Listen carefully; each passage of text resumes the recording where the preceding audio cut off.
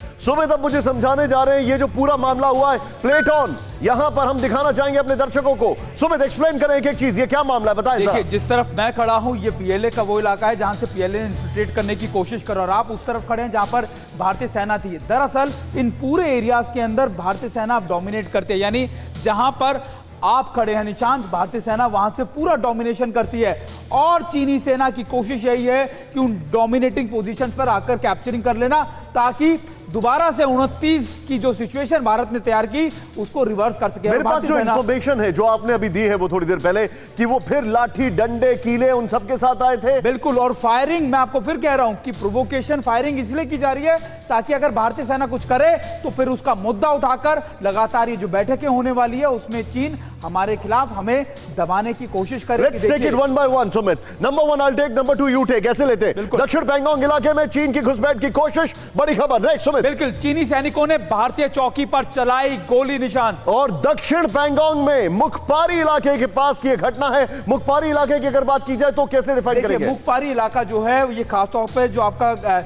जो आपको black top से कितना दूर? ब्लैक टॉप से और ये इलाका गुरुंग से करीबन 2 से 3 किलोमीटर का है और रजांगला से करीबन 2, यानी ये बीच में टेक्टिकल पोजीशंस है और ये दोनों से करीबन मतलब वो जो डेस्परेशन है वो दिख रहा है यहाँ पर। बिल्कुल, आगे बढ़ेंगे। 7 सितंबर की शाम 6 से 7 बजे के बीच में घटना घटी। सुमित, भारतीय जवानों ने चीनी सैनिकों को खदेड़ा। इवनिंग में ही आते चोर उचक्कों की तरह, दोपहर में कहीं नहीं दिखाई देते। बिल्कुल, 29 तारीख को भी ऐसी इवनिंग में आए थे, देर रात आए थे, करीबन 12 से 1 बजे करीब निशान। इसी तरीके से उनकी कोशिश थी। एलएसी पर 40 साल के बाद फायरिंग की घटना। सुमित, ये क्या है? बिल्कुल, ये प्रोटोकॉल हमने नहीं तोड़ा निशांत, ये सारे प्रोटोकॉल, चाहे वो स्टेटस को बदलना हो, चाहे फायरिंग हो, ये सारे प्रोटोकॉल। एक हमारे पास इंफॉर्मेशन है सुमित, जरा ब्लैक टॉप के नाम से हमारे पास कुछ और जानकारी है यहां पर, जरा प्ले करें इसको, ये अपने दर्शकों को दिखाना चाहेंगे।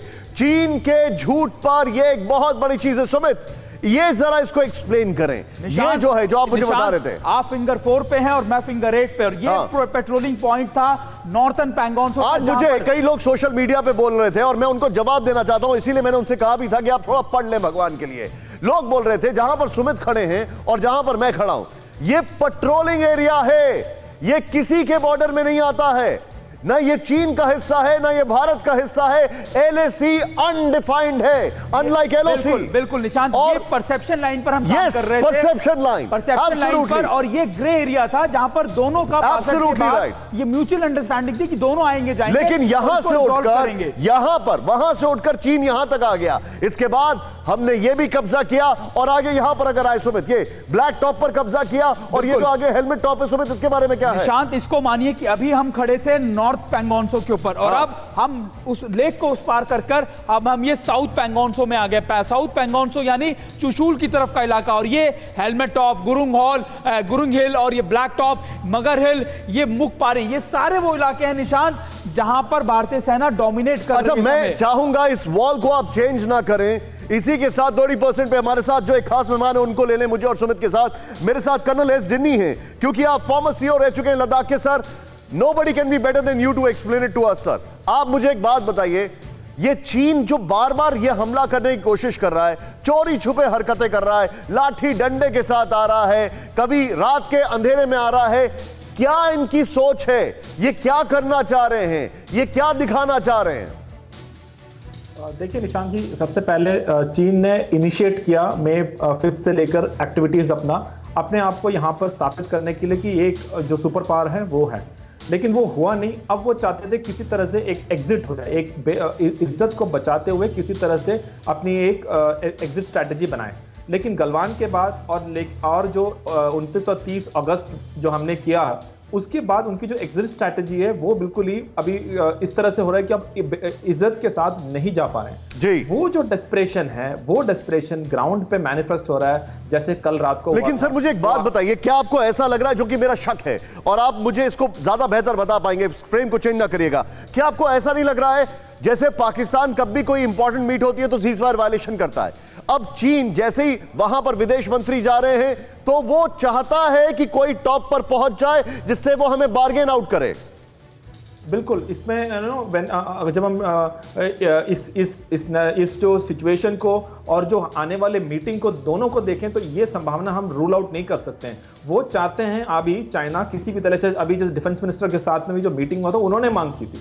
अभी ये इस तरह से अगर एस्केलेशन को थोड़ा सा बढ़ाया जाए इंटरनेशनल मीडिया के साथ में और बाकी लोगों को, तो भारत के ऊपर वो प्रेशर डालना चाहते हैं कि किसी तरह से हम जो इलाके अभी जैसे आपके जो करस्पॉन्डेंट ने बताया था, जो साउथ बैंक के जो इलाके में हम बैठे हैं वो चाइना के लिए बहुत ही सेंसिटिव एरिया है। अनलाइक 4 और 8 के बीच में जो कोई टैक्टिकल एडवांटेज नहीं देता है, ये जो एरिया है वो स्ट्रैटेजिकली और टैक्टिकली इंपॉर्टेंट। स्ट्रैटेजिकली इसलिए क्योंकि जो भी कोऑपरेशन जो कुछ कर सकते हैं हमें उसमें बहुत एडवांटेज है। तो चाइना कभी नहीं चाहेंगे कि हम यहां पर बैठे रहें, तो इसीलिए किसी भी तरह से वो यहां से उसको वापस हमको लेके जाना चाहेगा। Bang on correct, bang on correct. Vinod sir, मैं आपसे क्विक रिएक्शन लेना चाहूंगा यहां पर। सुमित, आप you are free to ask if you want. Vinod sir, एक चीज मुझे बताइए जरा, चीन को तो पता ही है, पूरी दुनिया को भी ये पता होना चाहिए, कहा यह जाता है कि माउंटेन वॉरफेयर में भारतीय फौज का कोई सानी नहीं है, इसीलिए चीनी इस मामले को ज्यादा नहीं बढ़ाना चाहते हैं, लेकिन गली मोहल्ले की नुक्कड़ की लड़ाई करना चाहते हैं, उसमें भी पिट रहे हैं। देखिए, आपने बिल्कुल ठीक कहा। माउंटेन वॉरफेयर में इंडियन आर्मी एक बैटल हार्डन्ड और टाइम टेस्टेड आर्मी है। दूसरी चीज, हमारी जो सेनाएं हैं वो 24/7 365 डेज इन एरियाज में रहती हैं। हमारी जो ट्रेनिंग है वो बदस्तूर इन जवानों को एरिया फैमिलराइजेशन को, और वहाँ जो कमांडर्स हैं हमारे, उनको हर फोल्ड, हर टेरेन का जो ग्रेन है उसके बारे में पता है। दूसरा, जो हमारी 2 बड़ी अच्छी रेजिमेंट्स हैं, लद्दाख स्काउट्स और जो अपनी SFF हैं, ये जो पलटने हैं ये सन ऑफ सॉइल हैं, वो वहाँ के ही बाशिंदे हैं। उनके जो गांव हैं वो 16-17 हजार फीट पे हैं। अड़ी सोमवार से शुक्रवार शाम 6 बजे सिर्फ TV9 भारतवर्ष पर।